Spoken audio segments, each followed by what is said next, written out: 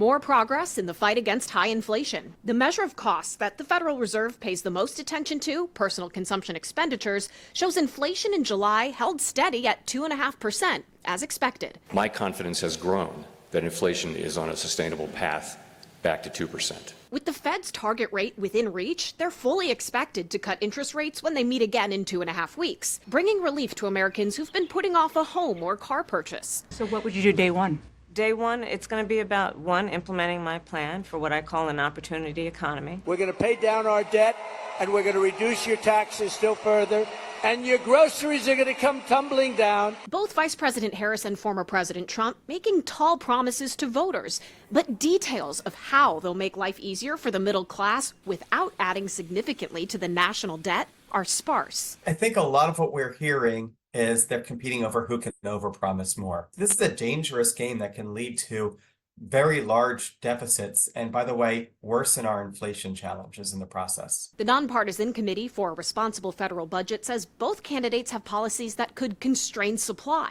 For Harris, it's higher taxes on corporations. For Trump, it's his strict stances on trade and immigration. When you reduce immigration or do deportations, that reduces our supply of labor.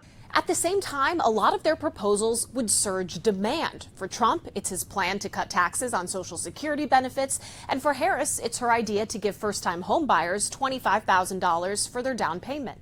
Guess what? Housing prices are going to go up to eat up a lot of that $25,000 tax credit. As the old adage goes, you campaign in poetry, you govern in prose. Much of what a candidate runs on doesn't come to fruition, at least not exactly as they planned, because it has to get through Congress, the partisan balance of which will also be decided in November.